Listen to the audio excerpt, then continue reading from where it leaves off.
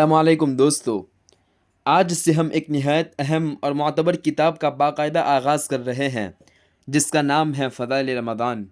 یہ کتاب ہمارے اکابر علماء میں سے شیخ الحدیث حضرت مولانا محمد زکریا صاحب رحمۃ اللہ علیہ نے تصنیف فرمائی ہے۔ یہ کتاب کوئی عام کتاب نہیں بلکہ احادیث نبوی صلی اللہ علیہ وسلم کی روشنی میں رمضان المبارک کی فضیلت، عظمت، حکمت اور برکت کو بیان کرتی ہے۔ دوستو، ہم اس کتاب کو مختصر خلاصے میں نہیں بلکہ اصل کتاب پڑھ کر ترتیب کے ساتھ پارٹس میں آپ کے سامنے پیش کریں گے۔ آج جو ہم شروع کر رہے ہیں وہ اس کتاب کا پہلا حصہ ہے جس میں مصنف رحمۃ اللہ علیہ نے رمضان المبارک کی عظمت اور اس مہینے کے مقصد پر روشنی ڈالی ہے۔ ہمارا مقصد صرف سنانا نہیں بلکہ سمجھنا، عمل کرنا اور اپنی زندگی بدلنا ہے۔ اگر ہم نے رمضان کو پہچان لیا تو سمجھ لیجئے ہم نے اپنی نجات کا راستہ پا لیا۔ آئیے ہم فضائل رمضان کے پہلے حصے کا آغاز کرتے ہیں۔ بسم اللہ الرحمن الرحیم، نحمدہ ونصلی علی رسولہ الکریم، حامدا و مصلیا و مسلما۔ حمد و صلاۃ کے بعد یہ چند احادیث کا ترجمہ ہے جو رمضان المبارک کے بارے میں وارد ہوئی ہیں۔ نبی کریم صلی اللہ علیہ وسلم کی رحمت للعالمین ذات نے مسلمانوں کے لیے ہر باب میں جس قدر فضائل اور ترغیبات ارشاد فرمائی ہیں، ان کا اصل شکریہ اور قدردانی تو یہ تھی کہ ہم ان پر مر مٹتے، مگر ہماری کوتاہیاں اور دینی بے رغبتیاں اس قدر روز افزوں ہیں کہ ان پر عمل تو درکنار، ان کی طرف التفات اور توجہ بھی نہیں رہی، حتیٰ کہ اب لوگوں کو ان کا علم بھی بہت کم ہو گیا ہے۔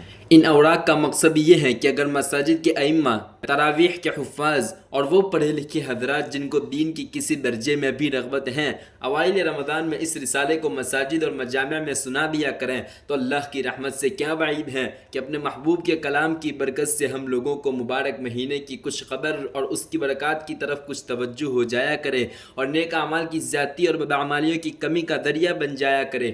حضور صلی اللہ علیہ وسلم کا ارشاد ہے کہ اگر حق تعالی شانہ تیری وجہ سے ایک شخص کو بھی ہدایت فرما دیں تو تیرے لیے سرخ اونٹوں سے جو عمدہ مال شمار ہوتا ہے بہتر اور افضل ہے۔ رمضان المبارک کا مہینہ مسلمانوں کے لیے حق تعالی شانہ کا بہت ہی بڑا انعام ہے، مگر جب ہی کہ اس انعام کی قدر بھی کی جائے، ورنہ ہم سے محروموں کے لیے ایک مہینے تک رمضان رمضان چلائے جانے کے سوا کچھ بھی نہیں۔ ایک حدیث میں ہے کہ اگر لوگوں کو یہ معلوم ہو جائے کہ رمضان کیا چیز ہے تو میری امت یہ تمنا کرے کہ سارا سال رمضان ہی ہو جائے۔ ہر شخص سمجھتا ہے کہ سال بھر کے روزے رکھنے کارے دارد، مگر رمضان المبارک کے ثواب کے مقابلے میں حضور صلی اللہ علیہ وسلم کا ارشاد ہے کہ لوگ اس کی تمنا کرنے لگے۔ ایک حدیث میں ارشاد ہے کہ رمضان المبارک کے روزے اور ہر مہینے میں 3 روزے رکھنا دل کی کھوٹ اور وساوس کو دور کرتا ہے۔ آخر کوئی تو بات ہے کہ صحابہ کرام رضی اللہ عنہم اجمعین رمضان کے مہینے میں جہاد کے سفر میں باوجود نبی کریم صلی اللہ علیہ وسلم کے بار بار کی افطار کی اجازت فرما دینے کے روزے کا اہتمام فرماتے، حتیٰ کہ حضور صلی اللہ علیہ وسلم کو حکماً منع فرمانا پڑا۔ مسلم شریف کی ایک حدیث میں ہے کہ صحابہ کرام رضی اللہ عنہم اجمعین ایک غزوے کے سفر میں ایک منزل پر اترے۔ گرمی نہایت سخت تھی اور غربت کی وجہ سے اس قدر کپڑا بھی سب کے پاس نہ تھا کہ دھوپ کی گرمی سے بچاؤ کر لیں۔ بہت سے لوگ اپنے ہاتھ سے آفتاب کی شعاع سے بچتے تھے۔ اس حالت میں بھی بہت سے روزے دار تھے جن سے کھڑے ہو سکنے کا تحمل نہ ہوا اور گر گئے۔ صحابہ کرام رضی اللہ عنہم اجمعین کی ایک جماعت گویا ہمیشہ تمام سال روزے دار ہی رہتی تھی۔ نبی کریم صلی اللہ علیہ وسلم سے سینکڑوں روایات میں مختلف انواع کے فضائل نقل کیے گئے جن کا احاطہ تو مجھ جیسے ناکارہ کے امکان سے خارج ہے ہی، لیکن میرا یہ بھی خیال ہے کہ اگر ان کو کچھ تفصیل سے لکھوں تو دیکھنے والے اکتا جائیں گے کہ اس زمانے میں دینی امور میں جس قدر بے التفاتی کی جا رہی ہے وہ محتاج بیان نہیں۔